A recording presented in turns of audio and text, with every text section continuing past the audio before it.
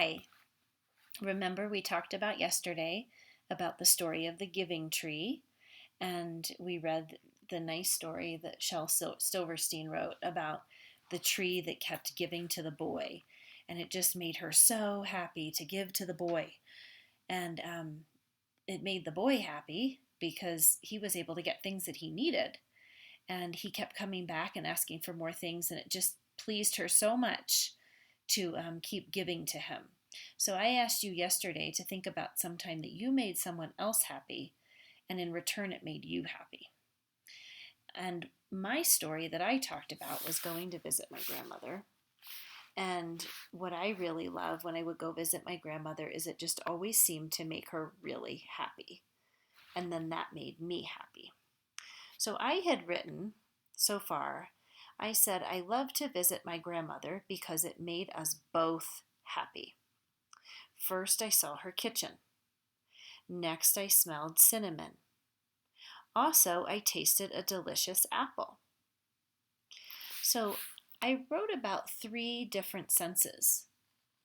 And that's what I asked you to do, to think of something where you wrote about 3 different senses. And today I want you to finish your writing if you haven't already. And we're going to write about the last 2.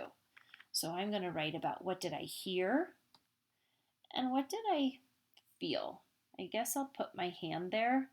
But I was talking to some of you yesterday about you could feel something with your hand and maybe it feels hard or soft or rough or smooth, but you can also feel something with your heart, and you can feel love, you can feel a sense of peace, feel a sense of wanting to care for something.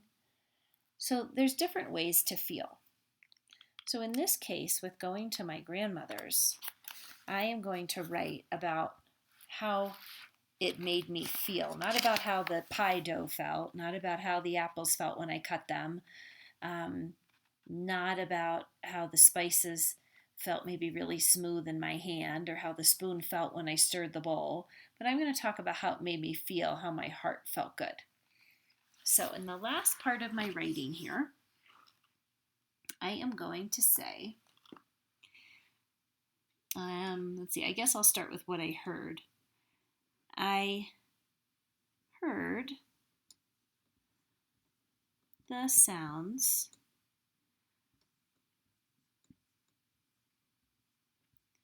the sound of the mixing spoon. There's ing, mixing, spoon, in the bowl.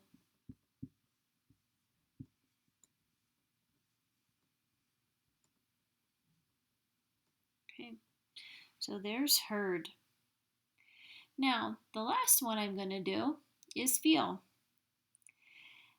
I felt, felt, F-E-L-T. I felt a lot of love. And I'm going to say from my Nana because I called her Nana. From my Nana. And I'm going to put a period. From my Nana. Period. Wow, I'm going to read this over. I think this is sounding pretty good. I love to visit my grandmother because it made us both happy. That's our topic. First, I saw her kitchen. Next, I smelled cinnamon. Also, I tasted a delicious apple pie. I heard the sound of the mixing spoon in the bowl. I felt a lot of love from my Nana. Wow, I covered a lot just using all 5 of those senses. I think I'm finished. And I'm going to just write a little conclusion. All in all,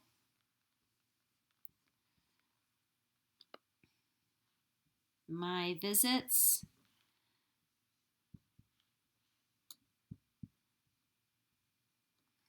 2 nanas.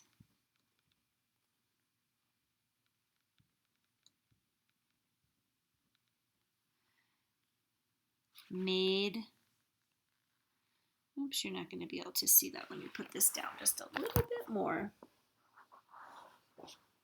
Made, M-A-D-E, there's that silent E on the end. Made us so happy.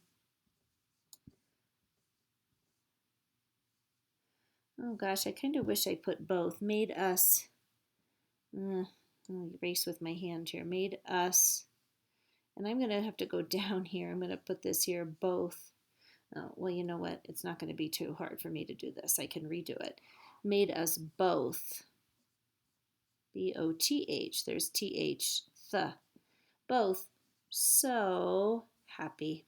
So I'm restating what I said in my topic sentence for my conclusion. It made us both so happy. There's that Y making an E sound at the end.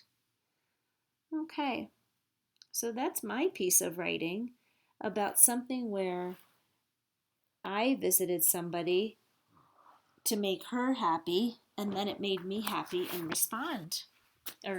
return. So that's the first piece of our writing activity for today. And when you have that finished, would you please share it with me on Seesaw? The only other thing I wanted to do with you was talk a little bit about rhyming. So I'd like to move on from senses and putting the sensory thoughts into your writing, the sensory words, and I want to move on to rhyming a little bit. So what we're doing is we're getting prepared to write some poems. And so before we start our first poem, I would like to just talk a little bit about rhyming. So if you haven't watched the story of the giraffe and a half, I want you to go back and watch that. It's on the writing slide. It's another story by Shel Silverstein. I think you'll really enjoy it. And I want you to listen for words that rhyme. And let me show you what I'm talking about. So first of all, I want you to finish your piece of writing. You only had 2 more sentences to do that used the senses that we talked about: seeing, smelling, tasting, hearing, feeling. So finish that piece of writing. When you're done that, I want you to listen to a giraffe and a half, and it's on our writing slide. When you're listening to it, I want you to look for some of these words.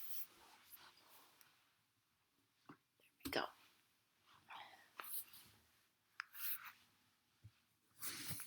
I'm going to put this board over here, and we're going to put this board here. Okay. When you're listening to a giraffe and a half, I want you to see how Shel Silverstein once again used rhyming words. And it's really fun going through this story because he rhymes all these different words together. And I'll read these in just a minute. And then he goes backwards and he adds another one to most of these sets of rhymes. And you'll see what I mean when you listen to the story. So all I want you to do is finish up your piece of writing today and then listen to a giraffe and a half and go through and see if you recognize some of these words that are rhyming. And then on Thursday, we will start writing our first poem. So, here we go. You're going to hear giraffe and half. You're going to hear hat and rat. You're going to hear suit and cute and shoot. And rose and nose and chose. Notice how these all have the same ending sounds. When we rhyme in poems, we try to rhyme with the same ending sounds, and then it feels like a rhyme. Bee and knee and flea. Shoe and glue and you. Flute and toot and fruit. Chair and hare and bear. Snake and cake and lake. Trunk and skunk and junk. Dragon, wagon, and saggin. It's kind of funny, but they all end in the un sound. Bike and spike and hike. Whale, tail, and male. Hole, mole, and pole. I want you to listen for those words as you go through and listen to the story. It's really kind of fun. And then think about some words that you might be able to rhyme. And I'm not going to ask you to make a list of them today because I know you're finishing up your sensory writing about something that you did to make someone else happy. So get that finished and make sure you put that on Seesaw for me to see. And listen to a giraffe and a half and really try to pick out those rhyming words that sound the same at the end. And then we will work on putting some rhyming into some poems on Thursday. All right, that's it for your writing lesson today. Thank you. I'll see you all in math in a little while at 1 or 1:30, or you'll go with Mrs. Sodetz. Okay, bye.